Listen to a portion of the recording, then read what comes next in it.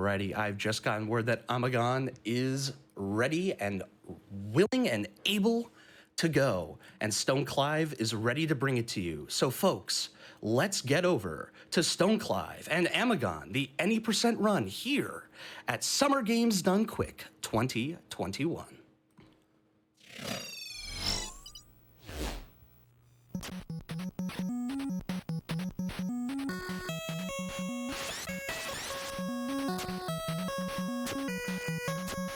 Okay.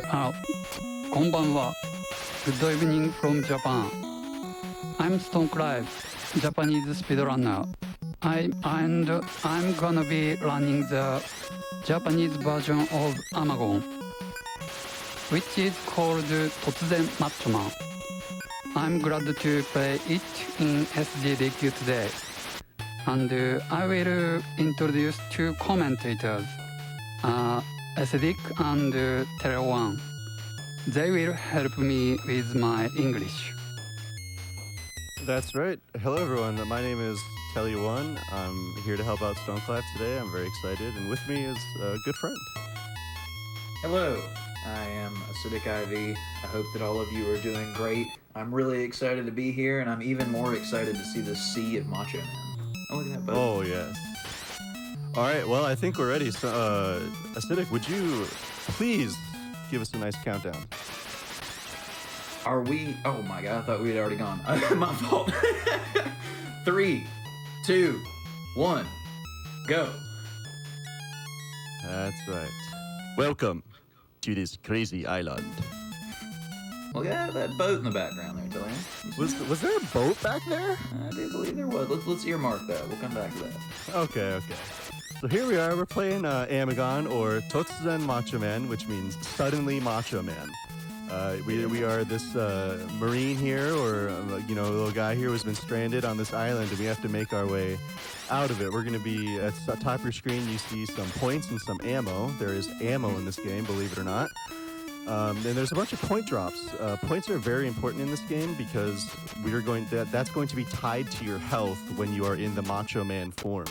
You're going to be seeing Stone Clive walk off some ledges and killing enemies in very, very specific spots. There's the first matcha pellet you see. But And that ledge walk off is like, you see that in Monster Party too. It's like a corner boost or a pixel boost. It just kind of throws you forward a little bit. Right. Just some nice little speed tech, but no problem here. First death. I'm going to be collecting some points and coming up to our first boss, which is going to be the Lion Man. And he's really, really scary, so we're just going to shoot him and just kind of run away and hope he just... Oh! Yeah. Okay. You gotta know when to run away. You know what I'm saying? It's an important life skill. This is a nice little boss glitch that can happen sometimes that we'll be using on a few parts of the run to make the bosses simply disappear. So here we are in 1-2. This is another very, very difficult level. These first few levels in the run are very, very difficult. So Stone Clive's going to be playing a little bit safe, taking some things slightly slower than in a PB or crazy record attempt. So these are all very, very calculated kills here. He's sacrificing about 2 or 3 seconds of time for safety and also a few points. He actually got some really good points there. Yeah. So that's nice. You want to see the drops with the big crown on it. That's going to be your 10K. And then obviously the 5 and the 3s and the 1s are going to be 5, 3, and 1,000 respectively. And the reason that those are important is because like it's kind of like a mana system, right? When he transforms, then he's going to be reliant on his points for health. So it's really important to stock up on those. Exactly. So every you need I believe you need a certain amount to transform. And wow, here comes the boss. Let's not talk about it. This guy's crazy. Suddenly, giant floating lion head. Last time you fought a mythical lion head, how'd you deal with it, Acidic? Well, I started punching it, but then once the weird concussed Voldemort head came out of the back, I decided to just run in terror because, can't be dealing with that. Very nice lion head there. So now we're coming up into the next little section here. This is we're going deeper into the crazy island here, and there he stopped right in the beginning there, to kill the elephant from behind that tree, something we haven't mentioned about the item drops in this game is it's a very, very strange and specific system where the distance you are from the enemy and your position and how many enemies you've killed previously all factor into what items drop. So he has routed it out to basically kill the least amount of enemies for the most amount of points. Right. And you can see there when he transforms into the macho form, you can see in the top middle of your screen his health bar. Whenever he uppercut attacks, that is going to be, and this is the secret knowledge I didn't tell you about, Acidic. One uppercut is 8 bullets. I don't know if you know that about you. Okay. Yes. Okay. One uppercut is math worth going on 8 shots, and the beam, the macho beam, is 16 damage. The macho beam does have a health cost associated with it, so whenever possible, you're going to see Stoneclive using his punch, preserving his health and preserving his points, so he can use the macho beam, which is 16 shots, 16 times damage.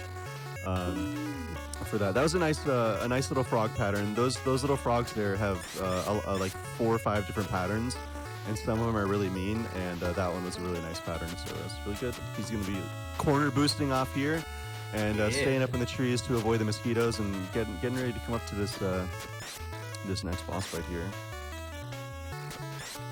We got the crawfish, the floating hippo guy. I mean, yeah. Chat poll. Listen, is that a tortoise or a hippo? Because I'm saying it's a jet-powered tortoise, and my man here seems convinced it's a hippo. So you viewers got to let us know. Yeah. So that was a really nice boss fight there. We took out the elephant on the right and just ran away from the second elephant behind us. So that way, it just like in the level 1 boss, just to despawn him off the screen, which is really nice. So here we are, some another really tough level here. This is going to be 2-2. He's going to hope to get a Macho Man pellet from Porcupine on the top, and we forgot to mention that also while the Macho Man has a point cost associated with it, you also have to pick up the Macho pellet and press select to transform. So here's the pellet. Oh, we got some Porcupine action, no problem. Macho strut, dude. Macho strut is best strut. You know what I'm saying? Honestly, it's the most efficient way to get from point A to point B is power walking. I mean, Macho Man, he knows how to do it, man. Chat seems pretty sided with me in that it's a tortoise. I'm not gonna let the wrong majority mislead me here. All right? Perhaps a capybara is what I'm hearing as well, but we need some scientific analysis. That's right. So we also forgot to mention that some of these bosses will be dropping items. Now, as part of this game is when you get to the boss and it drops an item, you have to collect the item. If you let the item sit there, the level will not be completed. So you have to be ready to run and quickly grab the item so you don't lose any time. Usually it's only about a second or two. But we really care about the frames in this game. Stoneclive has put in a tremendous amount of time into this game, and you can really see the passion he has for it. And a lot of really awesome people and his viewers in Japan have really been supporting him as well. This is such a great game. I'm really excited that he gets to show it off here. Running in the trees. The power walk. Look at that, man. Look at the posture. It's so good. Like, he walks like that when he's just doing regular errands, right? Like, he goes to the grocery store like that. Just, like, strutting through the line. Like, let me get this milk and this cereal. You have a great day. and there was the spooky tree boss with the googly eyes. Stoneclive took him out so fast you didn't really get to see it. But that's another really tough boss. So here we are in 3-1 into the next, deeper into the jungle, into the island. We see some new enemies here. We see the alligator man, some crawfish, some piranhas. Chat poll. You say crawfish or crayfish? Craw and cray is another debate that Acidic and I have held deep into the hours of the evening. Deep. Wake up in a cold sweat at 3 a.m. trying to convince them it's crayfish. And there it is. That's the nice little one-up. So there's a nice guaranteed one-up we get there. There's a very, very punishing continue system in this game that we won't really mention until we get out of the woods here. And here's a section that I always like to just sit and watch. I like that, by the way. Get out of the woods here. A little. Let's see what you did there. Yeah. Look, I came prepared today, Acidic. All right, I came prepared. That was so slick, it almost slipped right past me. I know, yeah, just sneaking it in there. So now we get, honestly, let's be real here. No game is complete without a raft ride. Now, Stone Clive and Acidic and I, we all also run another game called Super Ghouls and Ghosts, which is a game with another great raft ride. And this one's not so long, but it still has one. So thumbs up from me. The Super Ghouls raft rides, like Peter Jackson directed it, though. Like, it takes so long. Like, it's just. And very nice boss fight there. Again, he got lucky and there was no item drop. So that's another spot where that right alligator man can drop an item and you have to walk all the way over there and collect it, which wastes a few seconds. So here in the beginning of this level on 3-2, you're gonna see a perfect example of the strange item system here. He's going to attack, duck, and then move forward while killing this guy, and that'll get him the macho pellet. It's just like Stone was stuck on this level and tried to figure out like how do you get this macho pellet, and you just figured it out, put the time in. Very great, good stuff here, and another raft ride. I mean, we're blessed with a couple here on this run. It's fantastic. What more can you want? You know what I mean? So go ahead. Oh, sorry. I was just gonna say, as the macho person, you have a health bar, which is great because otherwise it's a one-shot kill. So like, there is no damage boosting unless you're the macho man.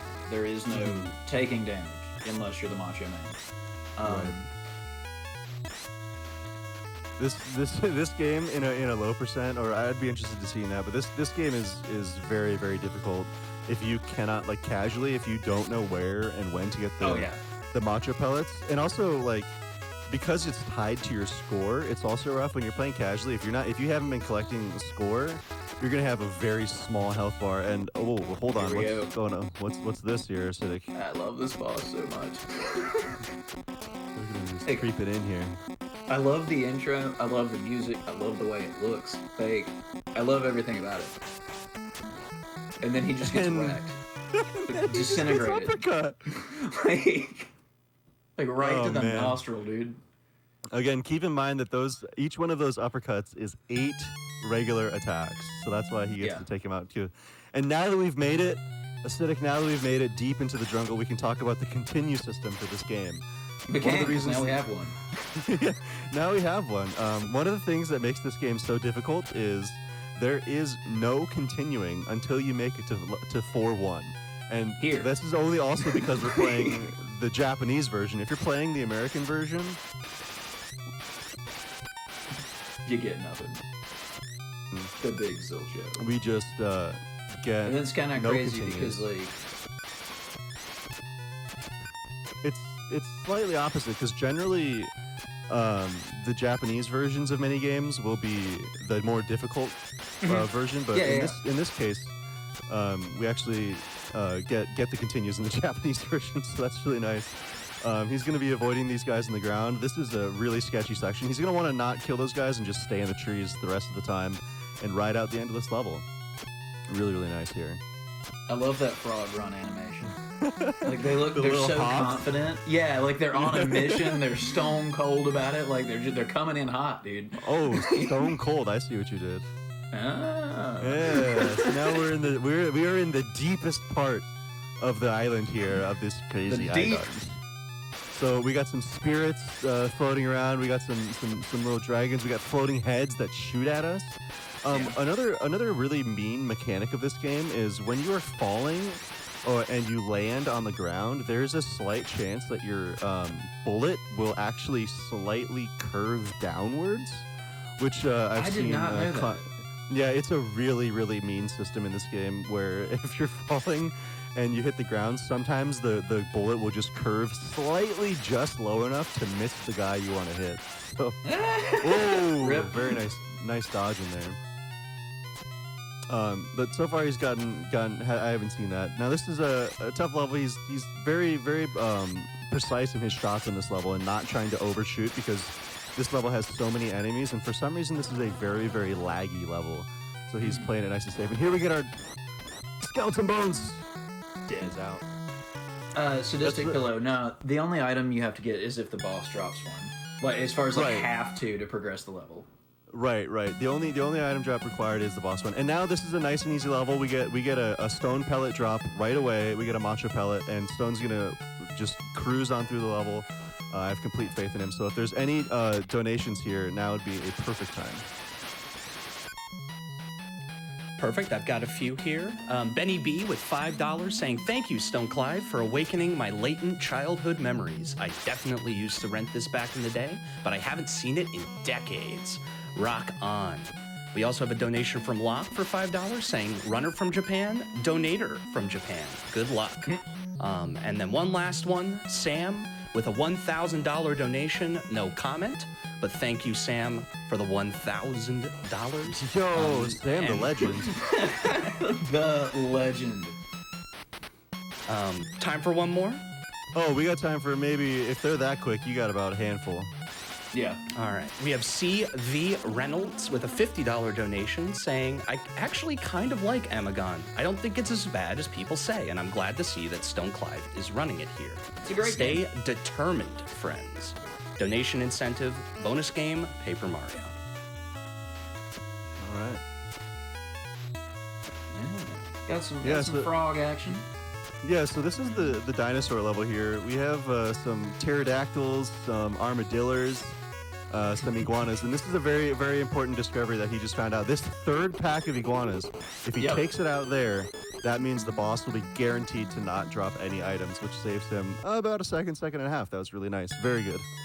Yep. And at this level of like how tuned the run is, a second to a second and a half is huge. It is very big. Stone has a sub 19 in this, and ever since he's been around that time, it's been just seconds, just chipping away at the time, second by second. And little things like that. It was he was really excited. That's something that he found out while practicing for this. To that was like a week ago, wasn't it? Yeah, it was very recent. Yeah. One of the reasons why that particular boss is tough for the item drops is because the iguana the dinosaur or whatever behind you has a chance to drop it. And if that dinosaur behind you drops it, it's about 3 seconds, which is quite the time in this game. So yeah, we're going through. If you have any more donations, we probably got time for a couple more. Sure. We have Masco Dogma with a $50 donation saying, "Edo's Ninja Gaiden run was an absolute treat. I know y'all were talking in the green room about that run as well. A very fantastic pacifist run." There's also a donation for $50 from Planton saying, "Let's get that Paper Mario run." Also, hi Sheila, less than 3. So lots of money pouring in. Thank you again for your support of Doctors Without Borders and MSF. I love this boss, and there it goes. So this is one of the bosses where having Macho Man really helps. The way you kill it if you don't have it is you have to sit there and shoot the neck, and it'll gradually get lower and lower, and then you have to kill the horn. But because we're macho, we get to just punch it. And here's the last level on the beach with all the Cosmic Men. Yeah. All right. And you know that there's woods in the back, though. Those woods in the back look kind of familiar. Yeah, it's almost like we're at the other edge of the island now. It is. Whoa. One of the great things about this game is it's so like the little things in details. Like now we're at the other side of the island. We can kind of see the other end where we first started and see how far we've come. Yeah. Which is just great. We got these crazy Cosmic Men, and you can see these guys on his heels. You're gonna be like, oh man, they're gonna hit him. No, he's gonna hit him with his foot from behind. The heel uppercut. Right here is the is what Stoneclive calls this strategy, is the nice heel uppercut, which it just looks so goofy. Just back kicks it over his head. That's so great. Cosmic men are no match for the Macho Man. That's true. Cosmic men should have hit the gym, dude. You know? Man, when you get a flying beam at you that does 16 times the amount of a bullet, it's how do you compete with that? So we're doing great. We are on zone 6-2, which is the final level. We are almost off of this crazy island. Yeah. We're gonna grab our macho pellets and do a mid-air transformation. I'd love to see it. This last level is very important. He's gonna want to really end up this level with at least 70,000 points, and he's gonna want to see at least 7 or 8 health bars or ticks of health in his top, so he has enough to quick kill the final boss here. So he's gonna hopefully get 2 of the 10K point rewards here coming up soon. He's looking really good point wise. And killing that jump right there is really tough. Yeah, we're coming up to the end of it here. Just a few more enemies, and we're gonna be getting into our. I don't know, what were we talking about in the beginning of this run, Acidic? How are we gonna get off of this island? You know, if only there was some kind of like a flotation vessel or something. Like, oh my god! And there it is. The boat from the first screen in the game, for those of you that were watching. And this is the final boss here, the final alien, and Stone Clive takes him out, and it's gonna be time. We're gonna call time when the screen transitions and he's on top of the boat, and so that's gonna be time. All right. Yeah. What a fantastic run. We got some fireworks to celebrate. Real quick before we go, I just want to say thanks to Stone Clive. I really enjoyed it. You did awesome. Thank you very much. I'll let these two guys finish it out here. I want to also say thank you to Stone Clive for allowing me and Teleo to be here. I want to give a quick shout out to Stone Clive's community. They're amazing. So is Teleo's. Shout out to the BKKC. Shout out to everybody who joined us today. You're all great. Come see us sometime. Here is Stone Clive. Thank you for watching my run, everyone. I really appreciate Acidic and Teleo's help, and I want to say thank you to Orbital Flame, my first friend in Twitch. Danke. Today's run, I missed the no mistake run at level 1-1. It's okay. I'm really regret that. But I'm happy to be here today. And if you like my run and this game, please come to my channel.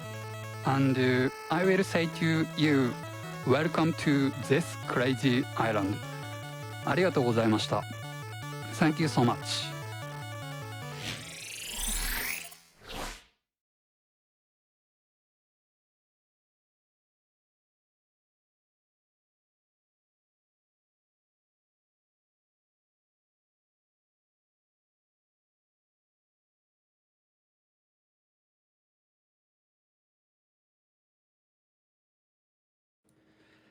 Thank you, Stone Clive, for running Amagon here at SGDQ 2021. What a crazy island indeed. What a crazy event so far, and we're barely just started. It's good to have you along. And it's great to see all this money flowing in for Doctors Without Borders. Benny B with $5 saying another well-deserved $5 for dissolving hippo bosses. Hashtag Amagon Fever Dream.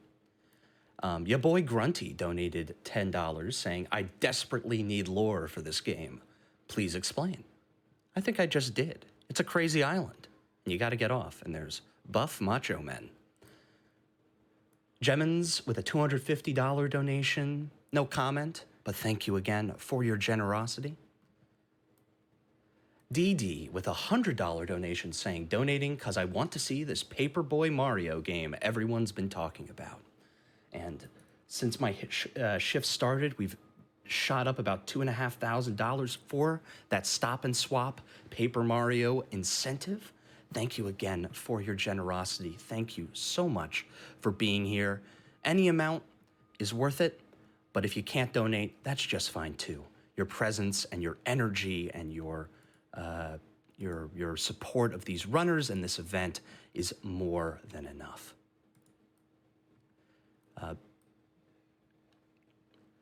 We'll be taking a short break, but after that, we've got lots more runs coming your way. Gimmick, Ghosts and Goblins Resurrection, Super Smash Bros. Brawl, and a game that's near and dear to my name, LEGO Star Wars The Complete Saga. All that and more coming your way after this short little interlude. Stay with us.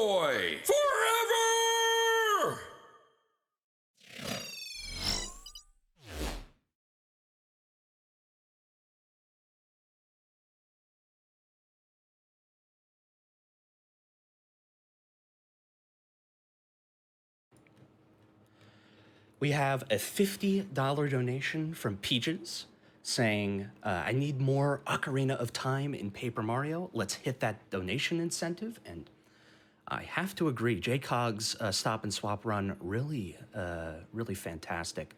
Zarak has a $50 donation saying, howdy, LEGO. Valk's Tiny Tots Rating Academy is cheering you on, putting this towards Poyo. And Poyo is one of the names in the Super Smash Bros. Brawl name choice bid war. That $50 will get it closer, but not quite over Hoot just yet. You can help donate for that or any other name. Put your donation towards that if you so desire. KX85 with $100 saying, Paper Mario, let's go.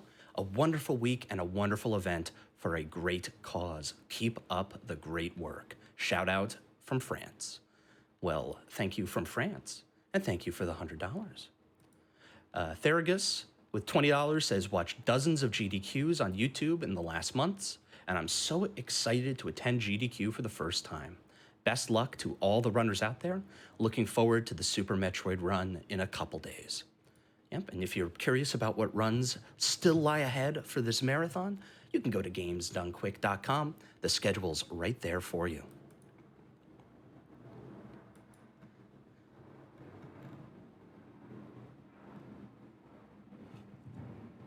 Blake Van Poochke for $10 saying, I can't wait until GDQ is back live in front of an audience, but in the meantime, the online event lives up to the hype. Thanks to all the runners and organizers for a great show. And yeah, it takes a team to bring you SGDQ 2021 powered by Twitch from top to bottom. Lots of volunteers here helping to make this show exactly what it deserves to be. And with that, I'm going to bring us over to an interview. Not quite sure what it'll be for, but I'm sure it'll be amazing. So take a watch.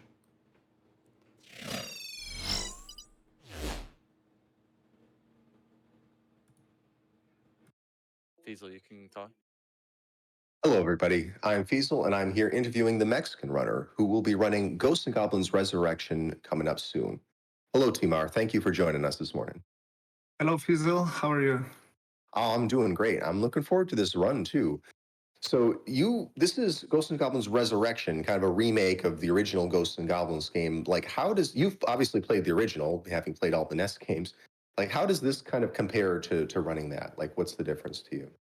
Well, as you say, it's a kind of a remake, but it's not exactly a remake. It is a unique game in a way. And you have 14 stages. In most Ghosts and Goblins, you have 4 or 5 stages, or 6. And this one, you have 14 stages or 7 stages and their respective shadow version. So it's a pretty cool game. I really like it. Nice music. The graphics at the beginning, at first glance, like people is like having mixed feelings, but they're quite good. And if you give it a chance, like then you start loving the graphics. And well, they definitely kind of used like the same themes of the stages that have been in previous games, but they're different enough as well to be considered a different game. Yeah, it seems like it's sort of built on the theme, and they kind of expanded a bit. Even just like normally in the original game, you have to beat it twice, and that's it. You just go through the same set of levels twice, and this is kind of a bit more than that, a bit more of a challenge than that, right? Yeah, exactly. Like usually you have to beat two loops in order to beat the game, right? But for this one, they implemented some health holes that you can only access them by finding a black chest and then killing a magician that is called Alabaster, the white magician. So if you do that, then you can enter the hole, and then you just clear like that little mini game, let's call it. Yeah. And then you can grab certain stuff, including fairies. In this game, also they implemented magic, so you can use magic. That is not just like the super attack of the gold armor; it's just actual magic that you can reuse constantly.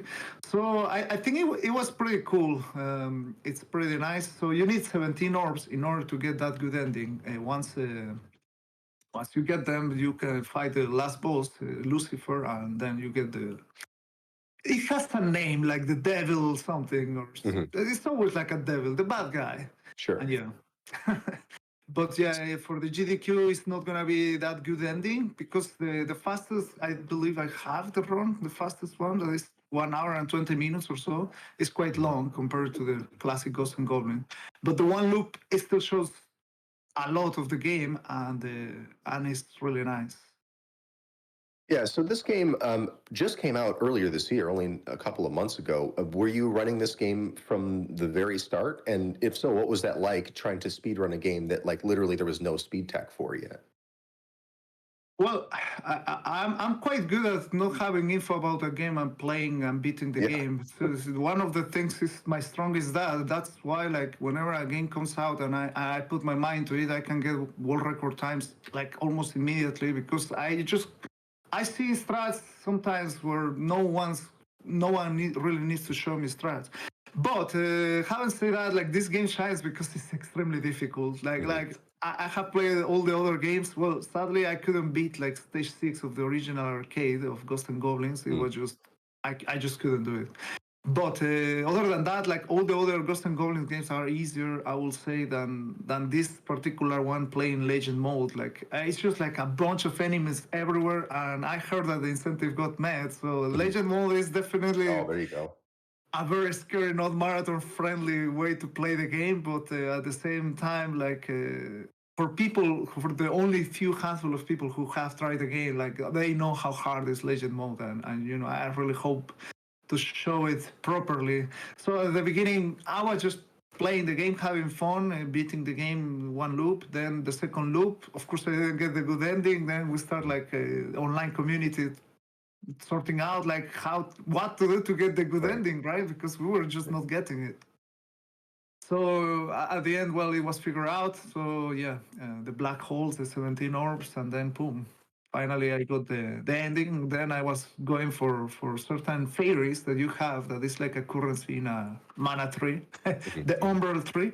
So yeah, it's a quite interesting game, and definitely like adds a lot of stuff while still keeping it very classic with the usual weapons, the dagger, the lance, and and many more, the bow.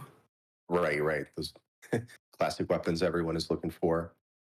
So what do you think really makes this challenging to run in a marathon setting? Like what do you think is going to be the most difficult part and the thing that's most impressive if you can nail it? Well, I don't know. I have the very first stage looks impressive, honestly, and it's really hard. So if I somehow manage to don't die, it might look okay, kind of good, because it's just like there's like kind of I wanna be the guy like. Except that you don't really control that much your character. Your character walks really slow. Yeah. So that makes it very challenging as well. It's just like a handicap you have, but still, it's a good game. what makes it really challenging, like for a marathon, is that well, in the legend difficulty, you only have like the classic one checkpoint at the middle of the stage, and that's all. And you take one hit, you get rid of your armor, and another hit, and you're dead. And usually, when you take the first hit, the enemies are like still flying. You get a knockback, which doesn't make you stable where you were thinking you were. So it just makes it very complicated. Also, you have auto scrollers, and sometimes you have really precise platforming sections. Like in stage 3, there's a part with candles that it turns like into dark, and on top of that, the enemy that everybody loves, the red Aramirs, like the flying guy, it only opens the hitbox when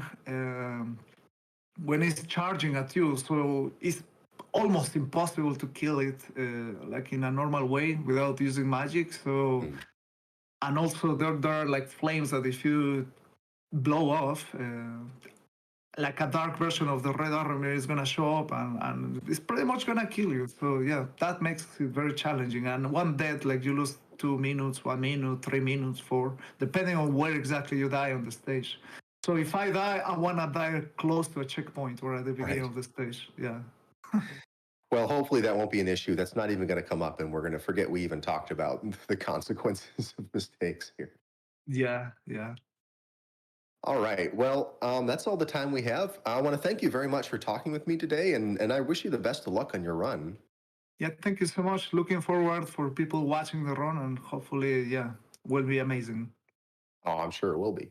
Well, everyone stay tuned for the Mexican Runner's run of Ghosts and Goblins Resurrection, which is going to be coming up soon, right after Gimmick.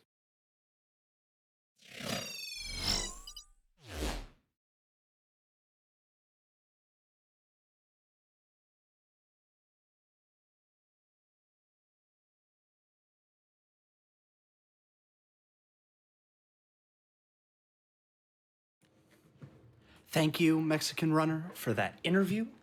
That run is coming up after this next one. Before then, got a couple donations here to read. Mr. Shadow Ant with $15 saying, first time I've ever seen Amagon before. Great run and funny commentary. A fine thing to wake up for on a Monday morning. I have to agree. I woke up shortly before my shift, and I'm glad I did, just because I get to speak to all of you. Thank you again for that $15. Lavender with a $25 donation saying, I have a lot of nostalgia and love for Amagon, and it was a delight to wake right up as this run started. Already learned some new tricks. Thank you so much for bringing this run to the marathon. And it's great. The online marathon format lets us bring in folks from all over the world and runs that you would never be able to see if they had to be in person. And we get to enjoy runs like Amagon. ZG88 with a $50 donation saying, didn't know about GDQ until last year when I was stuck at home. So glad I discovered it. Good luck to all the runners. Thank you, ZG. And Boots42 with a $250 donation. No comment, but thank you all the same. Next run coming up is Gimmick. We did meet the incentive to upgrade to the best ending. So you're not just going to get a regular old ending here, folks. You're going to get the best ending. And the Ghosts and Goblins Resurrection run, you just heard from the Mexican Runner, was upgraded to Legend difficulty as well. You guys are killing it out there. Thank you so much for your generosity, and thank you so much for your presence here, enriching the stream and enriching this community. But what's still open and happening after Ghosts and Goblins Resurrection is the Name Choice Bid Incentive for Super Smash Bros. Brawl. Poyo at $395, personal favorite of mine, but Hoot is in the lead at $575. So if you want to see your name of choice up in lights, you can give towards that bid war if you so choose. And another bid war that I just noticed opened, Cave Story 3D, the final section graphics. There's a choice between classic graphics and modern graphics. Classic graphics in the lead, but Cave Story 3D also has some pretty nice modern graphics. So if you have a particular preference, you can make it known there. And there's also a incentive for Cave Story 3D to wear the Prinny cap. $630 out of $3,000. You can also put your money towards that. Paper Mario inching ever closer, only less than $2,500 away from meeting that stop and swap incentive. So you can make that happen if you are able and willing. Please definitely give to MSF, a fantastic institution doing a lot of great